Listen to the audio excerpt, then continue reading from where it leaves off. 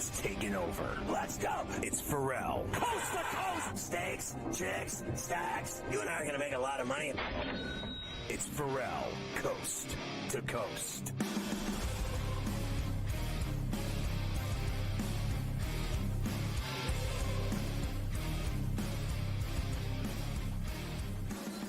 Wow, I get more Mike DeCourcy of the Sporting News. Sign me up.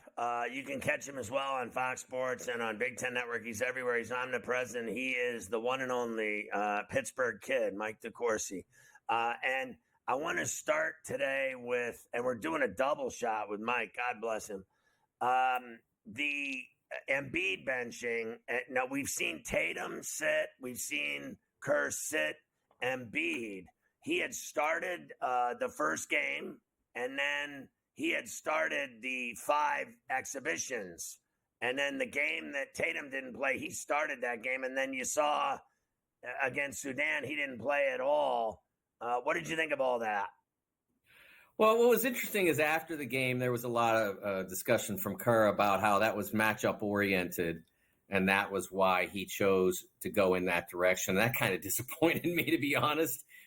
Because it seemed as though Kerr was getting the message that Embiid was not adding to the operation in the way that he was performing. And although I think that he could have specific value in the France game with Rudy Gobert playing, or if they were somehow with the bracket were to work out that they were to again face Serbia and have to deal with Jokic again. But he hasn't, having that kind of strength out there would help on occasion. But I don't think that he has been one of the 10 best U.S. players. I would say that in the exhibition games and the first game combined, he was probably their worst player at that point. And I am not saying that he is not a phenomenal player in the NBA. I am just saying that in whatever condition he is in now relative to the injuries that impaired last season, or whether it's just adjusting to international basketball and this group of teammates, he has not performed at the level necessary to help the U.S. win a gold medal. And he certainly hasn't performed at a level necessary to help as a starter, which means that he gets a significant number of minutes by being a starter. I don't see eye to eye with Kerr on that. I mean, did you see what Joker did to him when he was trying to guard him in the low block? I mean, he ate him alive. Like, the minute he had him on the low post, he demanded the ball, and then he did a complete, 360 backward spin move onto the baseline and got and one. And I think he did it to him twice. Like, he couldn't guard Joker to save his ass. And he's having much more difficulty even than that, Scott, just guarding a perimeter pick and rolls. He's really struggling with that. He can't get out and hedge.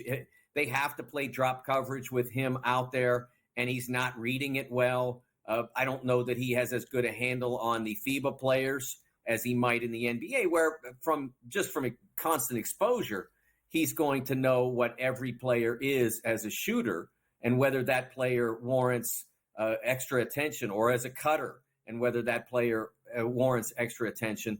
A lot of the FIBA guys he hasn't seen play as much, and he is not reacting well in those circumstances. He's not reacting as if he has studied hard on the scouting report. Maybe he has. Can't say he hasn't. I'm not there. But it's not showing up on the floor.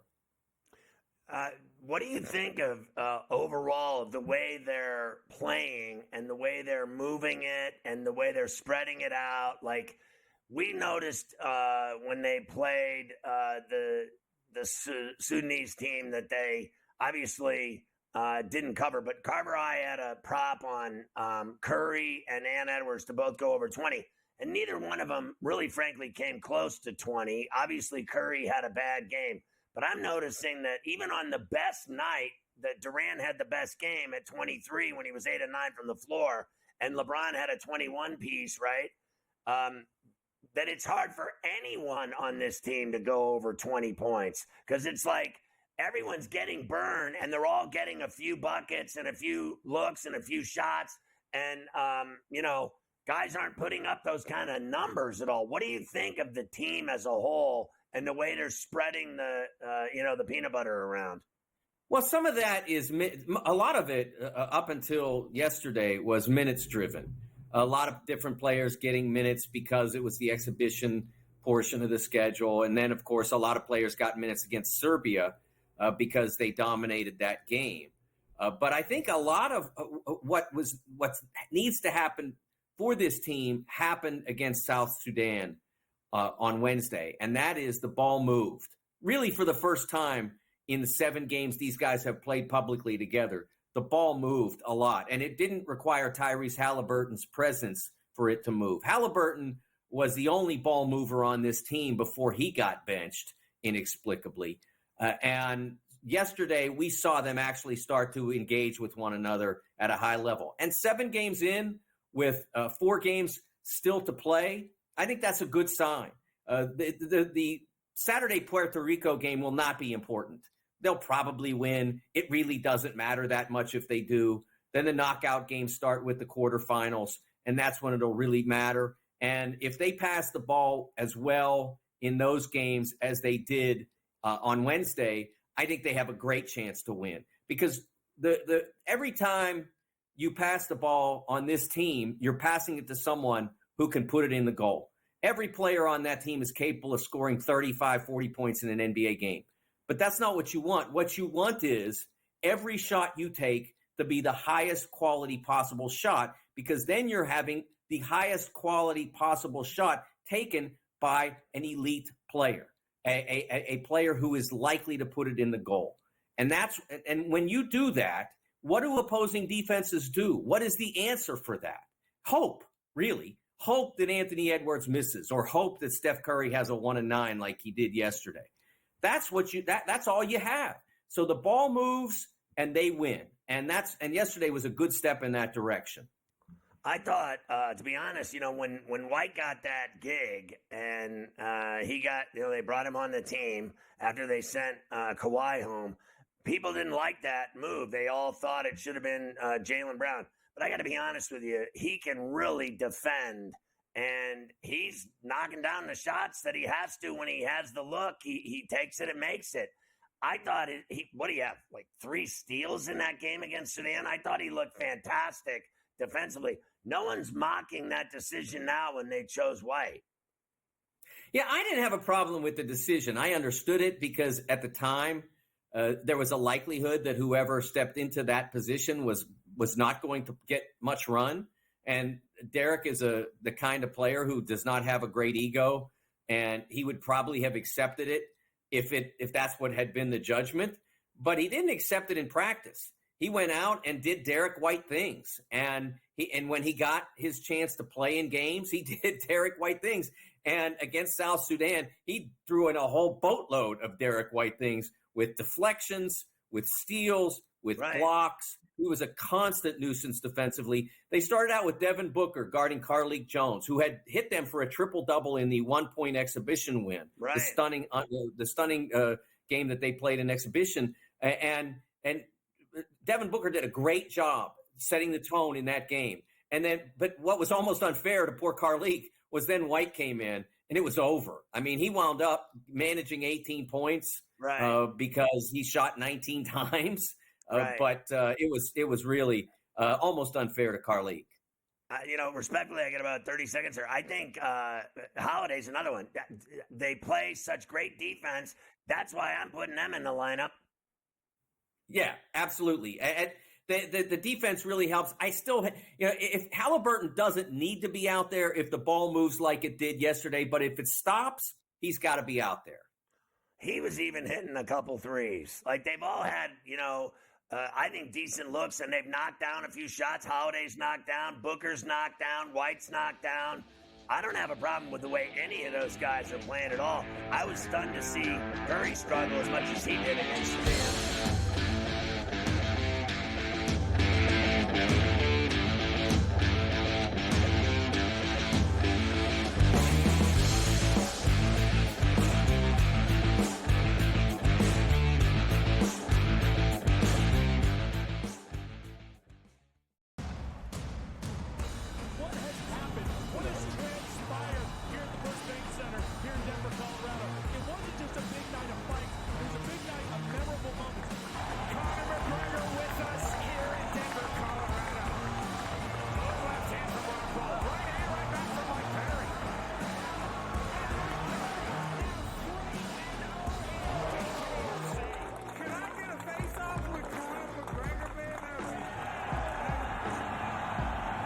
It's an incredible setup here, incredible matchmaking, incredible storytelling. Oh, you had to come here.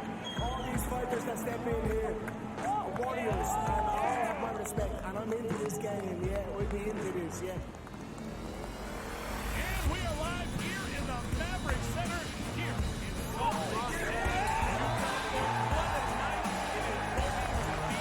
Historic indeed for BKFC 56. Whoever's the king of violence right here, this is going to be a great fight.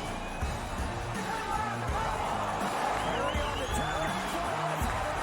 Right hand from my great double jab. Who's the king of violence? I am! Combat fighting in its purest form, bare knuckle fighting in the city of angels.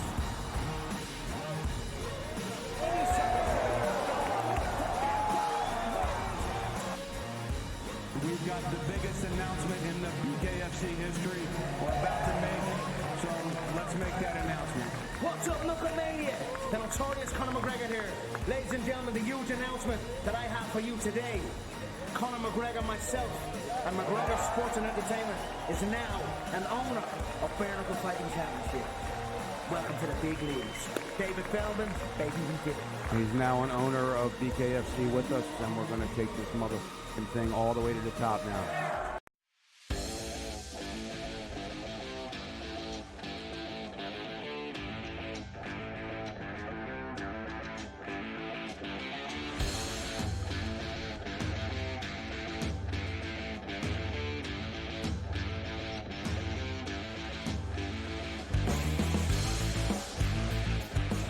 Mike DeCourcy, the famed writer from the Sporting News, and we get him on Coast to Coast. What a pleasure every week, and I think twice this week. I mean, this is like 6 ways till Sunday. It's unbelievable. What's next? We're going to have him on every day. I'm sure that'll go over well with his wife. Mike, I have to ask you about Simone Biles. She has done it again. She won the individual gold and beat this competitor of hers, Suni Lee, I believe is her name, and she had won it in 2020. Biles in 2016. They both are the last two individual golds. They're on the same team, and it was hyped up as this big competition, but I didn't watch today. I'm sure it's going to be on again tonight when they re-air it, but I didn't see her. I just know she won the gold again, and I know you wrote about her because she led that team to the gold in the team gymnastics. So they're cleaning up the women in gymnastics, especially her 9th gold. Simone Biles today was just amazing. This is a real privilege, I believe, just as it is when LeBron plays or back when I got to see Michael Jordan play, when I see Lionel Messi play now. These athletes that are the absolute best, you only get so many opportunities to see athletes like that in your lifetime. And this is the last, I'm sure, occasion that we'll see Simone Biles on an Olympic stage. And it was interesting today, Scott, because she had a difficult routine on the uneven bars. And she stumbled a little bit, for lack of a better term, on the lower bar. And then while she was swinging on the lower bar, appeared to catch her foot very slightly on the mat. So that was two pretty big misses, and her score was in the 13s. In her time as Olympic all-around champion, 2016 and now, she's never come close to a score like that. So it opened the door, and it put her next up. The next rotation for all the top competitors was the balance beam. She's sitting there in 3rd place and having to go on the balance beam. Now, she's great at the beam. Don't get me wrong. She's one of the best ever. But anyone can fall off that thing. It's 4 inches wide. So right. it was so nerve-wracking to watch that 90 seconds that she's on that beam. But she just absolutely nailed it there. When they got to the floor exercise, it was obvious. All she had to do was basically not fall off the mat. And she was going to win, but she did far more than just not fall off the mat. Just some breathtaking stuff. I'm really pleased to have gotten the chance to see her now in a couple of Olympics, or 2.5, I guess we'll say. I still see online, Scott, people embarrassing themselves by calling her a quitter. Look, she had what amounts to an injury. It wasn't visible, but hey, you can't see if somebody has like a heart issue, you can't see that either. Like you got to trust that it's there. She did not quit in 2021. She wasn't able to compete. She had a condition. It could use a better term than the twisties. It sounds like nothing, but just imagine yourself in the air, 12 feet above the ground, Scott, and not knowing where the ground was and how you were going to land. What the danger of that is. I would think so. I know you fly high on those dunks that you do in your pickup games, your league games, but I don't think even you are 12 feet off the floor. Listen, that just sounded awful. Your description of flying over the air and not knowing where you were going to land, it just sounds like a compromising position to be in. That's called the yips in Pittsburgh, where I come from, on that side of the river. I would not be competing either if I was having those issues and those problems. What do you think of this USA women's matchup with Japan? So that's the tough team that they have to run into in the knockouts. Yeah, I think one of the interesting things about that, Scott, is that that Sam Coffey, who has filled a pretty significant void in the team and pretty well. She played really well in the first 3 games. Sam Coffey filled the void that was created by Julie Ertz's retirement in the defensive midfield. Andy Sullivan was tried there in the World Cup last year. It just did not fly. Sam Coffey came along, has played very well, but she was carrying a yellow card into the Australia game, which essentially meant almost nothing relative to the United States' position in this tournament. And Emma Hayes, the new coach for the U.S., decided to start Sam anyway, even though playing defensive midfield is a spot where you're going to pick up some yellows every now and then. Not every game, but it's a position where that's a risk. And they played her anyway. She picked up the yellow, and now she's not available for Japan. I think Emily Sonnett will probably step in there and probably do a great job. But Tierna Davidson has to be healthy in central defense in order for Sonnett to be available to do that. So they've got themselves a problem, and it's a self-created problem. I think Emma Hayes is going to, it was her first major tournament as well. Maybe she'll learn a lesson from that. All right, I want to go back to basketball for a second with you. Like, what is wrong with our 3-on-3 men's and women's teams? They both suck.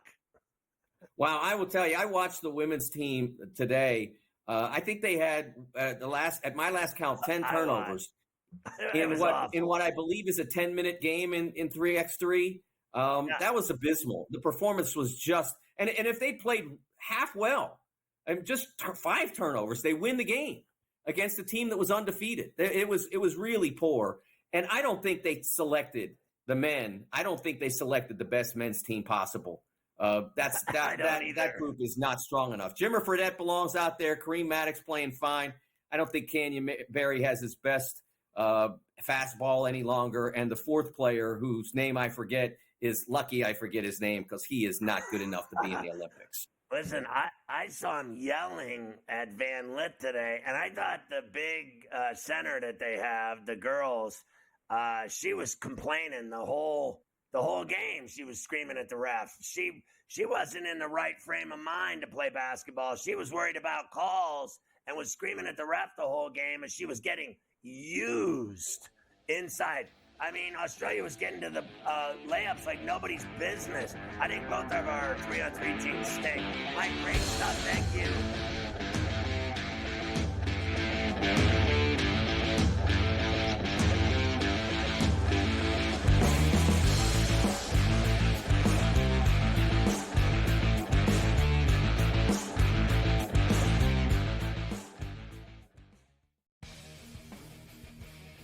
Hopefully they learned their lesson. Hey, this ain't the NBA, bro. You don't have 6 fouls, and they will check you on this stuff. And Brooks has a reputation coming into this. You can tell the refs are watching them, and they were on him all the time. This was 10, 12 years ago. Canada playing Greece with that type of lead that they had. They probably would have mentally crumbled and lost that game to Greece by 3 or 4 points in the final minute of that ball game. Sports Rage Late Night, only on SportsGrid. you at in terms of a starting lineup, what you want to see from Team USA? I think he'll get guys involved, and then there's your lockdown defender at the point guard, the point of attack, right? I do like Curry. I would then go with Ant. I like Ant over Booker. I think if you look at the way the Canada game was, they looked kind of slow starting, and then they kind of got rolling. Game time decisions. Only on SportsGrid. That race for the Cy Young, pretty much as equally compelling and intriguing as the race for the wild card spots in the National League. And also keep in mind, this team doesn't pitch the entire season, so his ERA gets affected much, much more if he has a poor outing than, let's just say, Chris Sale or Zach Wheeler that's been there all season long. This would be a fun one to watch it play out, but the big loser last night were the Phillies and Zach Wheeler. The early line. Only on SportsGrid.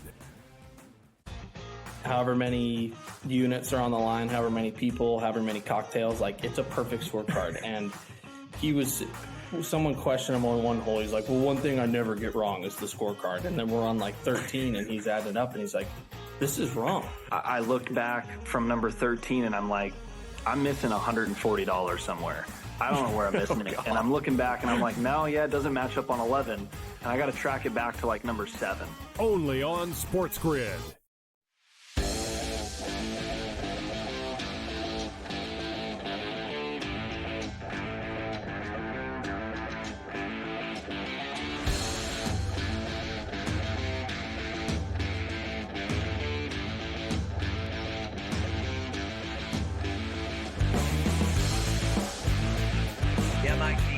U.S. women are up 61-53 on Belgium with about 8:10 and rolling left in the game.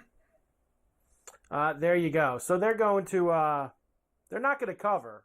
Let's just put it that way. But they're going to kind of do what the U.S. men did yesterday, right? Just kind of, they know they're going to win. They're going to coast to the end and probably win by 10 to 15. And they'll just move on with their day. Is pretty much how things are going to go for them in that. I am watching Cloth and Nuss here with the beach volleyball, of course, who I have for the gold. And, man, they're making me think about that decision, Scotty. They look awful. They dropped the first set. Let me ask you, those things take forever, like those games, because they play – what don't they play? Is it a best of 3 or something? You got to win 2. Best of 3. 2 best games of 3. Out of 3, and the games are to 21. Yep.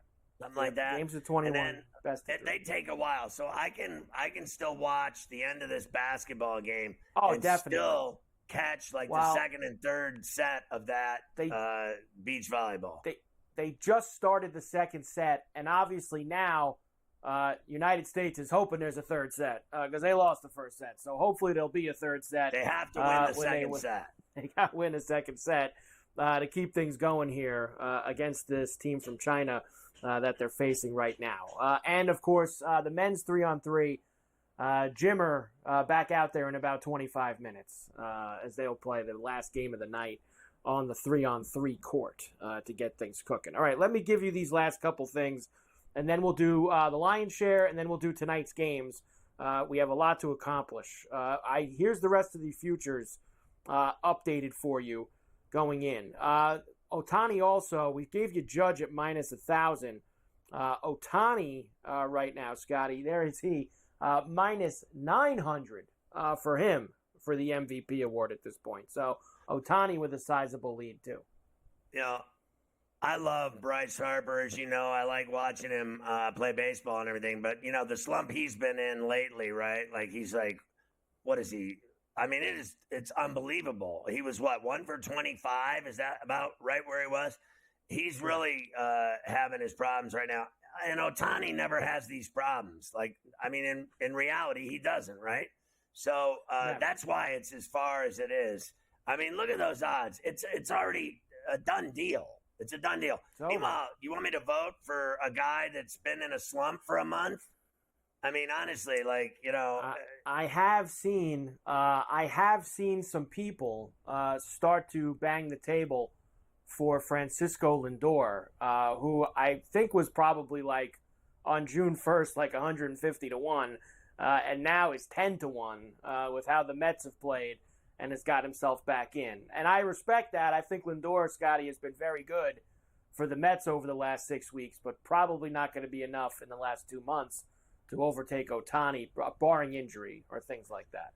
Well, I don't disagree with any of that. I think that this is a done deal. Okay, Yeah. This is done. But what isn't done is the West with the Dodgers and Padres and Diamondbacks. 2, what isn't done are the Mets, who are just getting started. And we have gone over the litany of the odds changes in their number, in their future, of their chances to win the pennant and, the World Series they're pretty outrageous, right? Those odds. Yeah. So I'm interested in seeing, because they are the perfect wild card team, if you ask me, in every category.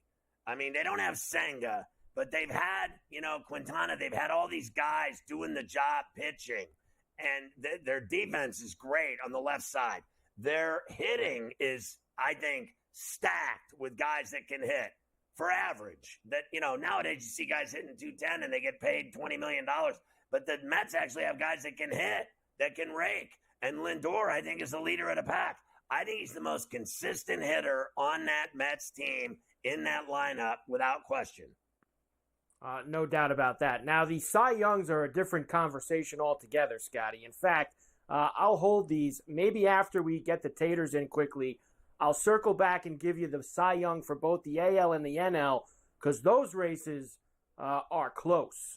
There's a lot of guys in the mix, including one we know very well from Pittsburgh, who has put himself way at the top of the Cy Young board already after opening 200-1 when he got called up. He ain't 200-1 anymore, Paul Skeens.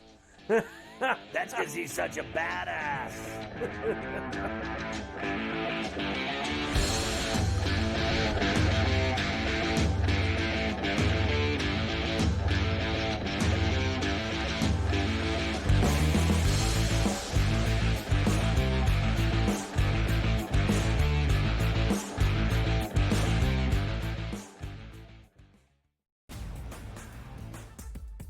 The staple of consistency within the AFC North, that's the Pittsburgh Steelers. 17 years under Mike Tomlin, never a losing record, never less than 8 wins. You add Patrick Queen there over from your division rival. You take a look at that offensive line, which does have some question marks, but still a decent wide receiving core that they have, a running game that has Najee Harris, and a quarterback that's been there, done that. The Early Line, only on SportsGrid. Where are you at in terms of a starting lineup, what you want to see from Team USA? I think he'll get guys involved, and then there's your lockdown defender at the point guard, the point of attack, right? I do like Curry. I would then go with Ant. I like Ant over Booker. I think if you look at the way the Canada game was, they looked kind of slow starting, and then they kind of got rolling. Game time decisions, only on SportsGrid. He talked about Major League Baseball and its rule, or actually its relationship with sports betting and gambling. Integrity is the foremost concern, and a lot of people are questioning that given all the scandals, right? There's Mercado, there's Pat Hoberg, one of the best umpires in MLB, suspended right now. We don't exactly know what he did, but he's been disciplined, and he hasn't umpired a game this year. Newswire, only on SportsGrid. The Bostonian versus the Book. Your mustache is falling. Dash is falling off. It's got to go. Ski's got another strikeout that I don't want to take. As soon as I take it off, they're going to give up a run. I'm trying to keep it on until he comes out of the game. It's all over the place. Come on. I'm superstitious. He's got 10. He's got 10 Ks. He's cruising. Wow. They pulled Skeens, by the way. Yeah, they pulled him.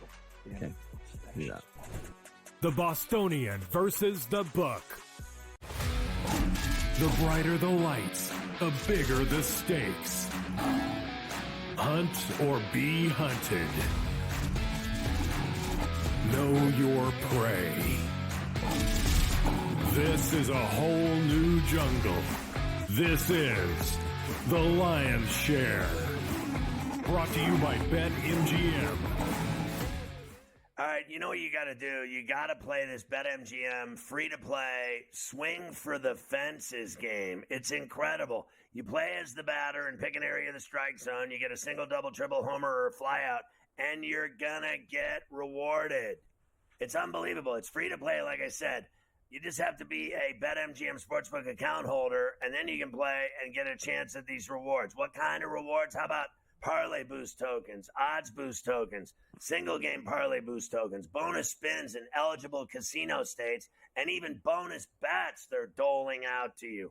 All rewards expire in 24 hours. So when you get a hit and you get the boost token, apply it to something else.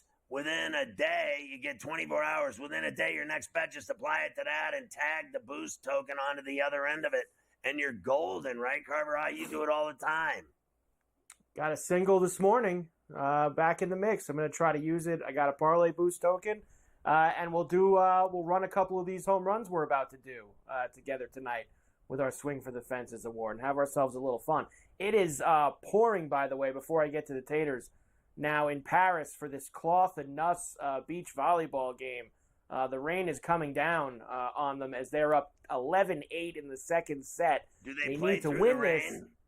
They're playing through the rain, and they need to win this set to force the third set as they lost the first one here. So beach volleyball action under the lights in Paris as it's 10:30 at local there right now, and they're getting involved. So we love to see it. All right, it's tater time, Scotty. The lion's share brought to you by BetMGM as we get ready for tonight.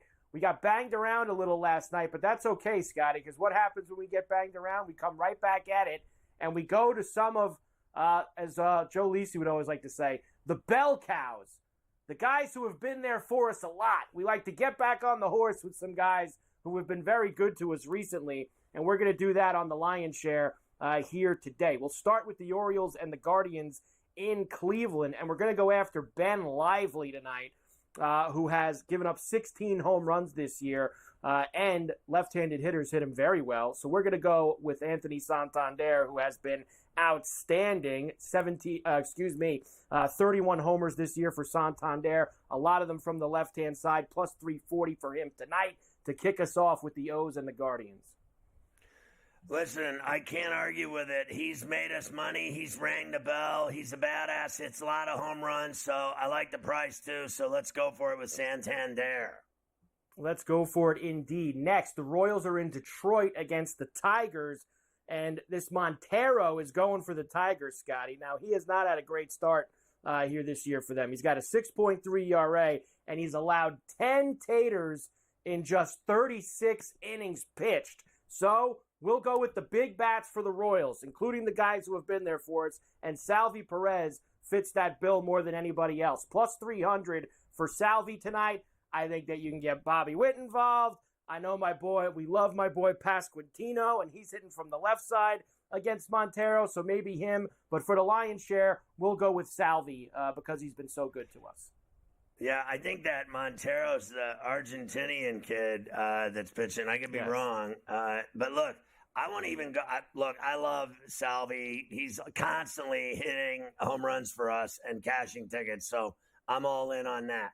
Going back to that other game that you're on Santander, look, I'm on J-Ram in that one too. This guy, every time they turn around and win a game, because I think they win at home tonight. I really do. And when they win, that guy hits home runs. That's all I know. Well, and look, Trevor Rogers is going to pitch for Baltimore tonight. They just got him from the Marlins, Scotty. Right. And you look at his numbers, and they're very Marlin-like, and they gave up a lot to get him. They expect things are going to be different. And he's a lefty, of course, as we know. And that what I don't like about that for Cleveland tonight is, unfortunately, it flips J-Ram and Naylor to the right side. I'm not saying they can't hit homers from the right side, but more power from the left for those two guys. So that's what kind of steered me off. But I never am going to disagree with a J-Ram pick. That's for sure on Tater Time. Next, the Marlins are in Atlanta against the Braves. And guess who has decided to get hot, Scotty? This guy really bothered me for a while, but now he's hit 4 homers in the last week. He had 2 yesterday against Milwaukee.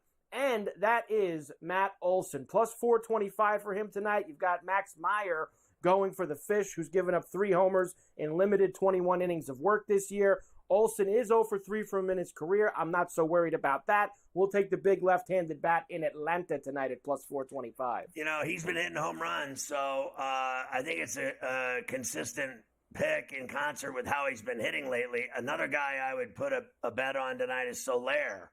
He's back with the Braves, and they're playing that miserable team tonight. I think they're going to tee off on them in Atlanta. Are you kidding me? Like, I'm all over that. Soler back with the Braves. I bet he's swinging for the fence. Yep, I don't mind Soler at all. Look, I think we haven't seen the Braves really bust out the big stick lately, and it's starting to come back a little. And maybe with a 4-game series against the Marlins at home, who just got rid of half their team, that might do things well for the Braves this weekend, Scotty, to start getting things pumping with the long ball. Late night, Colorado and Anaheim again. I was stunned that this game was only 2-1 last night, but I'm going back to McMahon. He hit for us a couple nights ago, and this Carson Fulmer for the Angels. Look, he's been okay, 3.7 ERA, 7 homers in 57 innings. I'll take the big left-handed bat with McMahon one more time tonight in Anaheim at plus 425.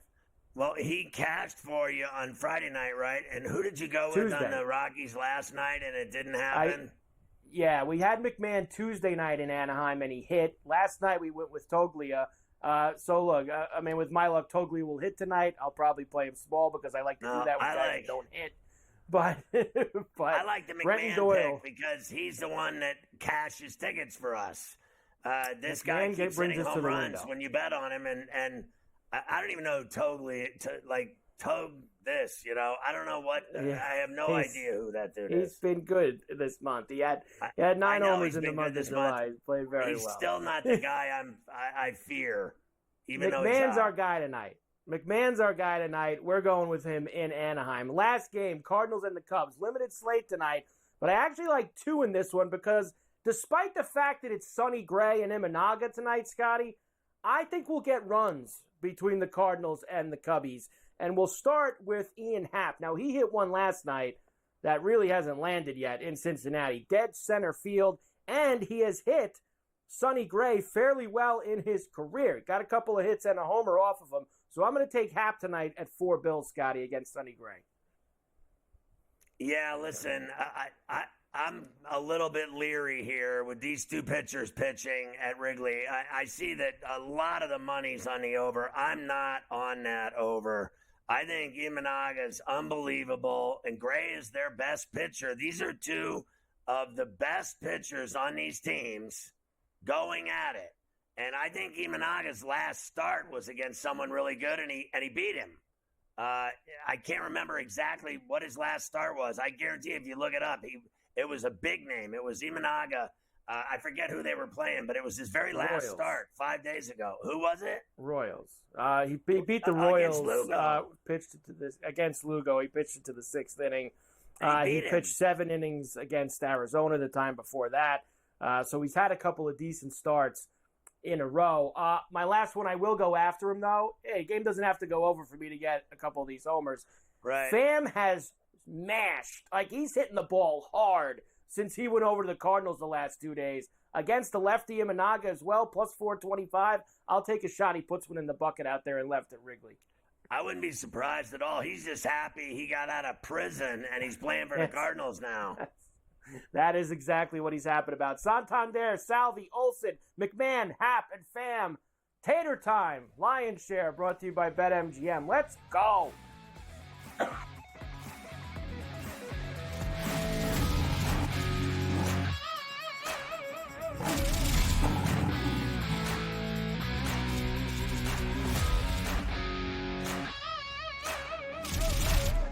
The Lion's Share, presented by BetMGM.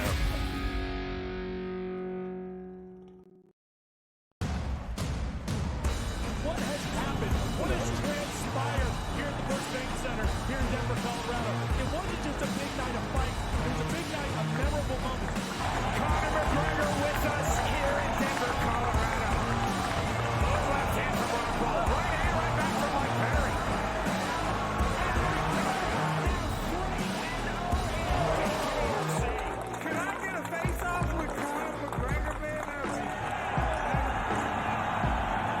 an incredible setup here, incredible matchmaking, incredible storytelling. Oh, you had to come here. All these fighters that step in here, warriors, and all have my respect. And I'm into this game, yeah. We'll be into this, yeah. And we are live here in the Maverick Center here in Salt Lake City.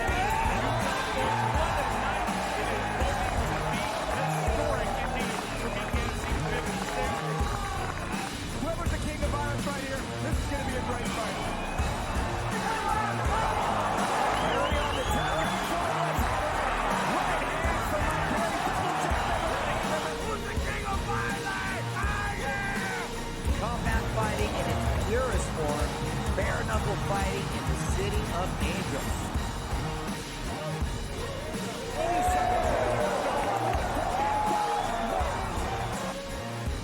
We've got the biggest announcement in the BKFC history we're about to make, so let's make that announcement. What's up, Knucklemania? The notorious Conor McGregor here. Ladies and gentlemen, the huge announcement that I have for you today. Conor McGregor, myself, and McGregor Sports and Entertainment is now an owner of Bare Knuckle Fighting Championship. Welcome to the big leagues. David Feldman, baby, we did it. He's now an owner of BKFC with us, and we're going to take this motherfucking thing all the way to the top now.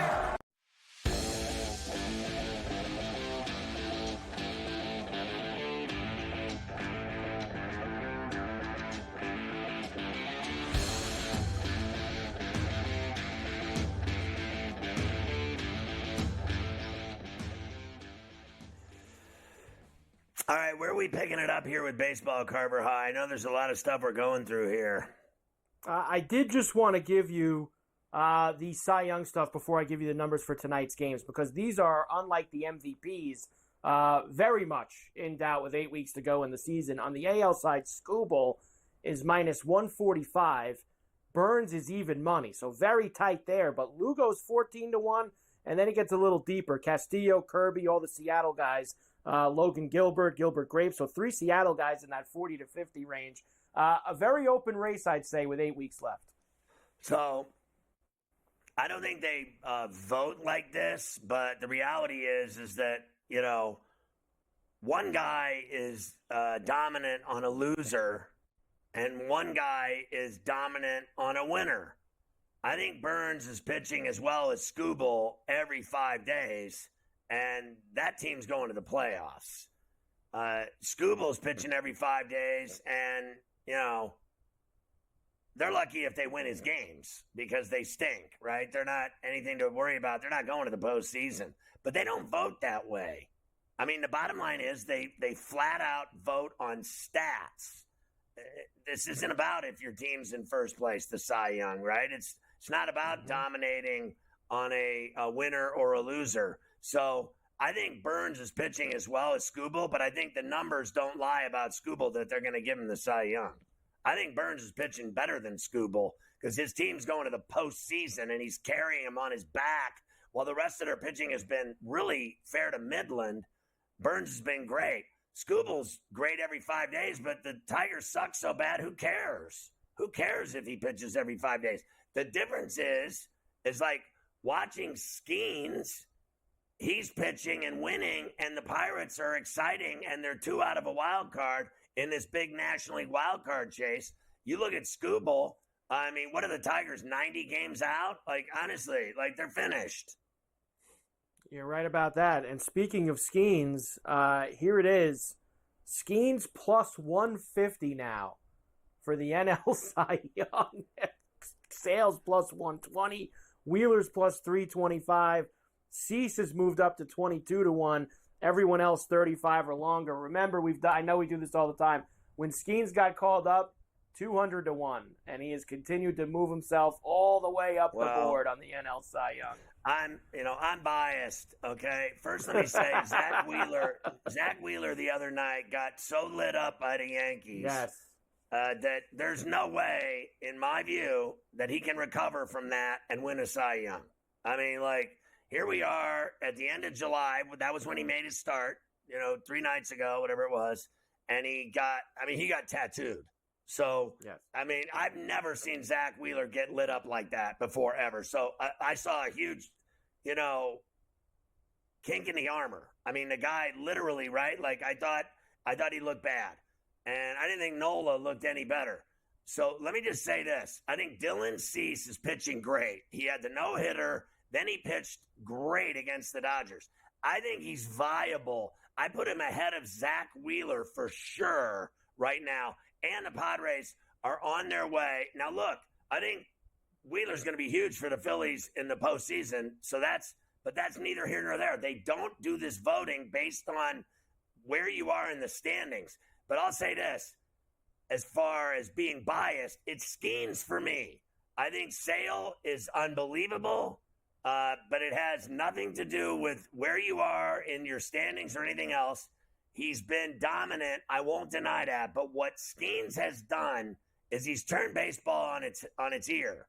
Like everyone and their brother is talking about Paul Skeens. Every time he pitches, it's must-see TV. Every time he goes out, he does something special, breaks another record, ties another record, puts his name amongst the greats of all time that have ever done it as rookies, right? And he's done all this, and while he's doing it, no one's talking about Chris Sale at all. No one's excited Chris Sale's pitching every 5 days. The only person that matters right now pitching a baseball in the majors is Paul Skeens. He's the hottest ticket in town in both leagues. Everyone's talking about Paul Skeens. He started the All-Star game. I think Paul Skeens is the Cy Young winner. I mean, that's the moral of the story here. He is the most exciting thing on a mound in baseball today. He deserves the Cy Young for what he's done. I've said it to you for weeks, and I'll continue to say it. If they let him pitch the whole year, he will win the NL Cy Young, maybe even in a rout, if they let him pitch the entire year. That's how good Skeens has been. I hope they do. If they're a game out of a wild card and they shut him down, they will never live to see another day. They will never get past that. They will hold that against Nutting and Cherington for the rest of their lives. They will turn on those two like they have never turned on anyone in Pittsburgh before. You cannot shut that kid down when he's the most dominant thing in baseball right now. There's nothing wrong with him. He's not like a little kitty cat, okay? He's not like a little fragile baby, a newborn baby. They treat him like he's some kind of, like he needs his binky and his mommy. And he needs to, it's just ridiculous. This guy is so incredible. He's a horse. Get on the horse and ride it. Indeed, I'm with you. They took the volleyball off the court because of the lightning, Scotty. So Cloth and Nuss into the locker room. Everybody cleared the court. They showed all the lightning above the Eiffel Tower. So we're going to be in a delay. Though, right? They did. They're in the third set now, and they're up 3-2 in the third set. So they've started well here, and they'll wait this out, and we'll see how long the lightning delay is for the beach volleyball. So that's probably going to also happen for Jimmer and the crew, I would guess, on the 3-on-3 court, because that's outdoors as well. You can't play out. They play on a slick. It's like a bizarre type of court. It's not like it's not a tennis court. Now, it's the 3-on-3 has a cover, but the lightning, you got people out there in the stands. You got all sorts. You can't have it. So even though you can't have it. Listen, I believe Mafia is saying in my ear, he agrees with me. I always believe that sports are way more exciting if lightning is involved. I want to see players dodging lightning bolts all the way down onto the court. I think it would make for an extreme Olympic sport. I like that. Lightning dodging at the Olympics.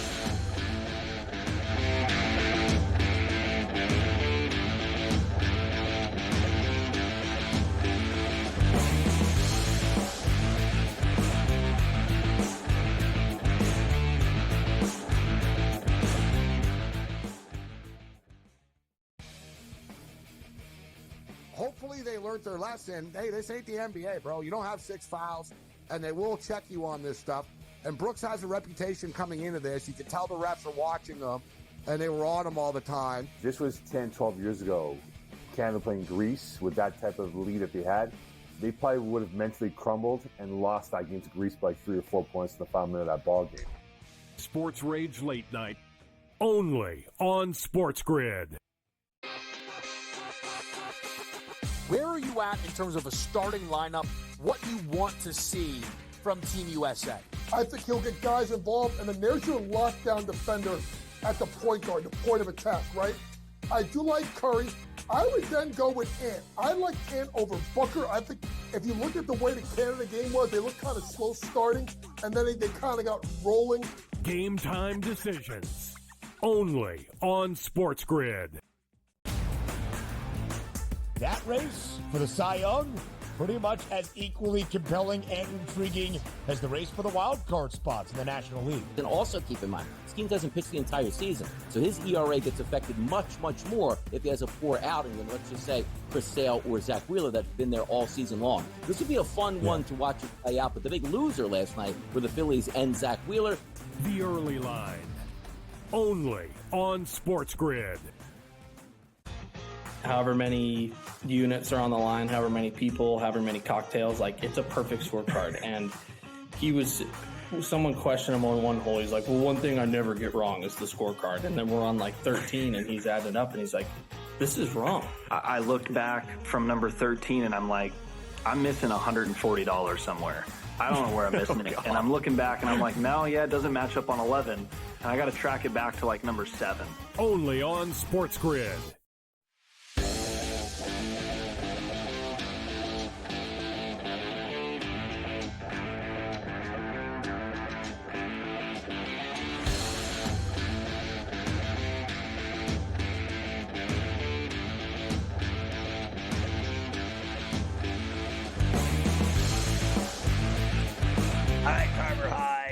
There are some games tonight, and I am seeing late this afternoon a lot of sharps are throwing money at the Guardians in that game with the Orioles tonight in Cleveland. How about that? Throwing some money. Well, let me give you the numbers then. The Orioles, of course, will have Trevor Rogers making his first start since they acquired him from the Marlins earlier this week at the trade deadline. Ben Lively goes for Cleveland, who are minus 115 now, favorites. Orioles minus 105 and a big fat 9. Like, you talked about Rodgers before, right? Like, am I wrong in that he was just god-awful with the Marlins? I mean, I know the Marlins stink, so they didn't exactly help him with run support or scoring runs ever in the games he pitched. But weren't his numbers just atrocious in Miami? Yes. I would say that. Yeah. ERA of about 4.5, and obviously the win-loss record's hard, but ERA and the homers allowed, things like that weren't great. Didn't he have some atrocious? Wasn't he like 2-9? 2-9 would be his record. Yes. I mean, how do I even know that? You know how I know that? Because he stinks that bad. I'm on the Guardians. There is no way that he can change uniforms and he's going to be dominant all of a sudden. He hasn't been dominant at all in Miami. I don't care who he plays for. He gets lit up every time he pitches. The thing for me is, like you say, even if you're on a really bad team, if you're a great pitcher, usually it's hits per inning, right? When you've given up 115 hits in 105 innings, that means that whether your team behind you stinks or not, or scoring runs or not, you're giving up a lot of hits. That's one that you're giving up a lot of hits, whether your team stinks either way. So that's a number that I always like to look at for a situation there. Not a good scene for them at all. All right, Royals and the Tigers in Detroit. Seth Lugo, who's been excellent, 12-5 with a 2.6 for the Royals against Montero for Detroit. Royals minus 160 on the road, plus 135 for the Tigers, and an 8.5. Well, I'm all over this. I bet it. I run-lined it with the Royals and Lugo, laying a 1.5 at even money. Look, he's been their most dominant pitcher. He's been unbelievable. And Montero's a mess. Every time he pitches, he's another one just getting torched. He gives up 7 runs a game. Not only do I like the run line and the Royals, I like the over. I think the Royals are going to score that many runs by themselves. Marlins and the Braves in Atlanta, start of a 4-game weekend series. It'll be Max Meyer and the Fisherman Charlie Morton tonight. Minus 2 Bills for Atlanta, plus $1.65 for the Fish, and an 8.5. Yeah, I run lined the Braves on this one as well this morning and bet it. I took Atlanta run line. There you go. Again. And I'll tell you what, I'm taking the Fisherman over to kid Max Meyer. I know Max Meyer's looked good. He's pitched twice. So everyone's all excited about him, but they're awful. You know what? They remind me of the White Sox. I don't care. You remember I told you, I don't care if Crochet pitches or Fetty. I don't care who they put out there. They still lose. They have their best pitchers on the mound. They still lose by 5 runs. They stink. Fetty thankfully escaped out the back door as well. As I think he's making his Cardinal debut at Wrigley tomorrow afternoon in the Businessman Special. Fetty's going against the Cubbies tomorrow, but tonight it will be Sonny Gray and Imanaga on the mound at Wrigley for the Redbirds and the Cardinals. This is a pick'em now, -110, both ways in a flat 8. Yeah, I got to tell you, man, this guy.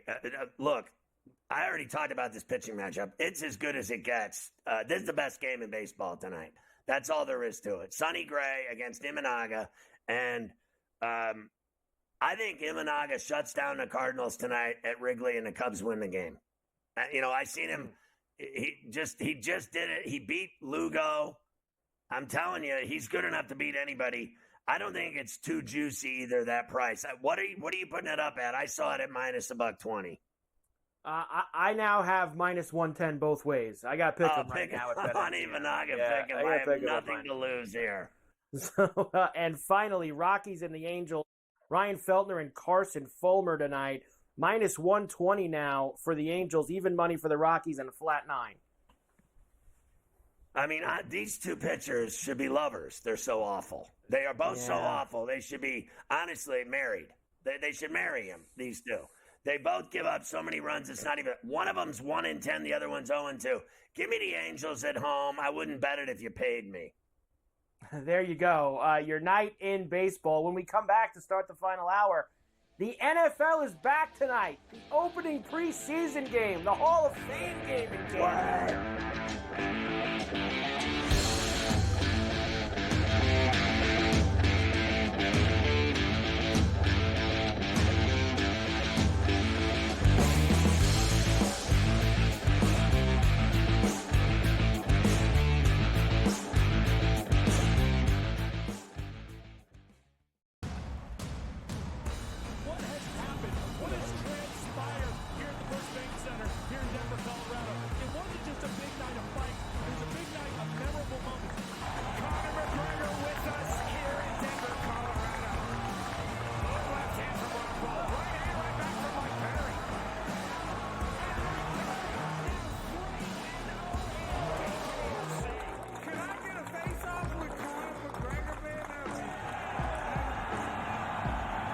It's an incredible setup here, incredible matchmaking, incredible storytelling. Oh, you had to come here.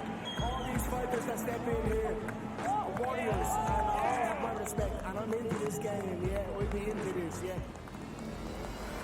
And we are live here in the Maverick Center, here in Salt Lake City.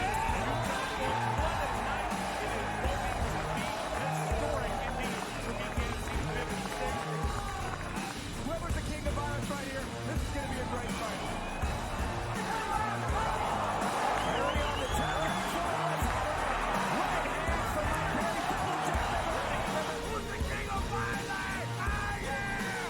Combat fighting in its purest form, bare knuckle fighting in the city of angels.